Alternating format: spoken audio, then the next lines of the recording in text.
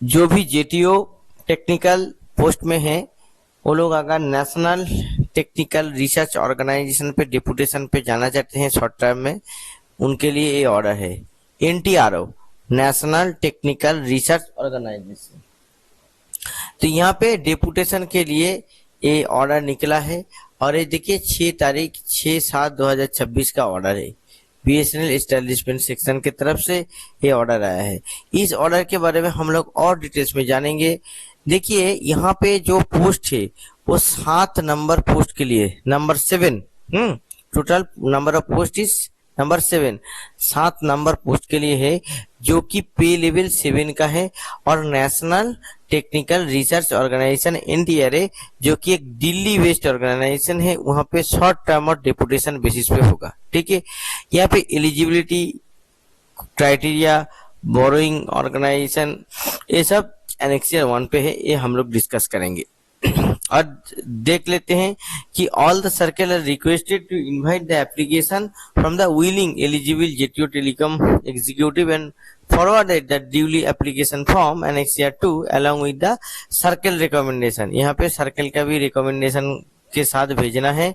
Vigilance clearance APAR of the last 5 years to the office of PGM establishment 5th floor Delhi corporate office by 14/7/2026 5 बजे से पहले to facilitate the onward submission of the NTRO. तो ये जैसे ही होगा तो NTRO के पास ये जाएगा और ये जो चिट्ठी है, ये जो ऑर्डर है, ये इशू हुआ है डायरेक्टर एचआर का अप्रूवल के साथ। आप देख लेते हैं एनेक्सियर 1, जो कि ये जो आपका डेपुटेशन बेसिस जॉब होगा नेशनल टेक्निकल रिसर्च ऑर्गेनाइजेशन पे, इसके टर्म्स एंड कंडीशन वगैरह रहेंगे। और जो आपका एनेक्सिया 2 होगा, एनेक्सिया 2 में आपका एप्लीकेशन फॉर्मेट रहेंगे। ठीक है, तो एनेक्सियर 1 देख लेते हैं क्या है कि एलिजिबिलिटी क्राइटेरिया क्या है टेक्निकल पोस्ट के लिए। तो देखिए पहला मोड ऑफ अपॉइंटमेंट क्या है। मोड ऑफ अपॉइंटमेंट है कि employees of the public sector undertakings can be appointed in the central government है, under the central government on short term contract basis. Short term contract basis पे हो रहा है और provision of the short term contract basis available for the grade of technical assistant PL7 and not other post of NTR. और देखिए eligibility criteria क्या है।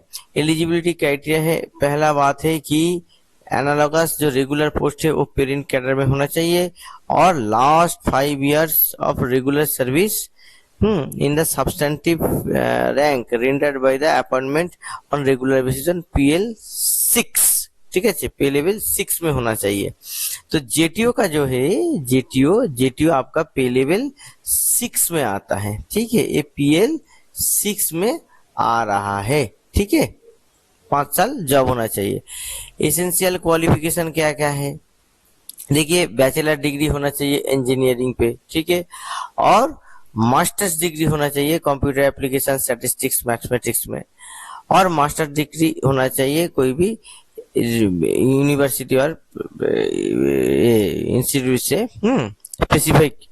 और एक्सपीरियंस रिलेवेंट एक्सपीरियंस है मैक्सिमम 56 years। देखिए यहाँ पे 56 years रखा गया है। ठीक है, एज देख लीजिए।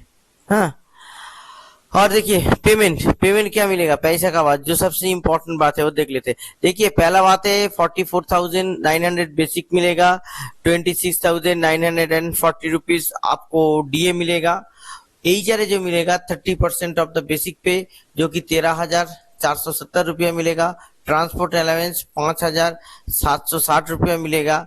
स्पेशल अलाउंस 20% ऑफ बेसिक पे 8,980 रुपया मिलेगा। तो ग्रॉस सैलरी आपका निकल के हो जाता है 1,50,000, 1 लाख के करीब, 1 लाख से 50 रुपये, 1,50,000 रुपया। तो ये जो सैलरी होगा ये डेपुटेशन में जो जाएंगे उनको मिलेगा। आप देख लेते हैं एप्लीकेशन फॉर्मेट। ठीक है, जो आपको भरना है।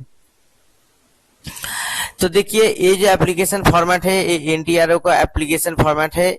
तो एनटीआरओ को जो टेक्निकल असिस्टेंट पोस्ट के लिए ये फॉर्मेट है, पोस्ट ऑफ टेक्निकल असिस्टेंट। तो यहाँ पे देखिए एग्जीक्यूटिव का नाम लिखना है, पार नंबर लिखना है, प्रेजेंट सर्कल लिखना है। के साथ साथ देखिए डेट ऑफ अपॉइंटमेंट देना है कि कौन सा डेट पे आपका अपॉइंटमेंट हुआ है, डेट ऑफ बर्थ और प्रेजेंस के स्केल, यानी कि आपका E1 है कि E2 है, ठीक है, और कब से है ये सिंस डेट भी यहाँ पे देना है, ठीक है। यहाँ पे E1 लिखेंगे अगर, तो E1 का ब्रैकेट में लिख देंगे 16,400 से ये लिख देंगे। इसके बाद यहाँ पे डेट लिख देंगे कि 1/1/17 ऐसे करके लिख देंगे। इसके बाद क्या है कि आपका क्वालिफिकेशन एज पर सर्विस बुक, ठीक है, आपका बैचलर्स डिग्री और मास्टर डिग्री का यहाँ पे यूनिवर्सिटी का नाम देना है, कौन सा साल में पास किए हैं, कितना मार्क्स ऑब्टेन किए हैं, CGPA कितना है, परसेंटेज कितना है, ये आपको दे देना है।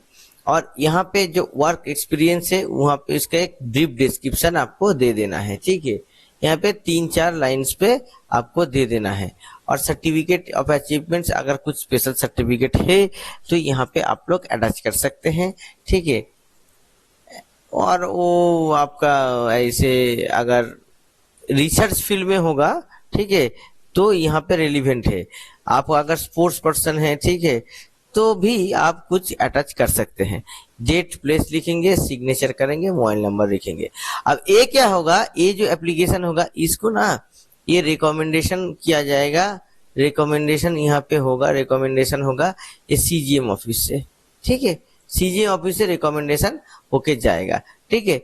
तो ये जो है ये CGM ऑफिस से जब रिकमेंडेशन होके जाएगा तभी आपका जो डेपुटेशन वाला बात है ये डेपुटेशन आपका कंसीडर किया जाएगा।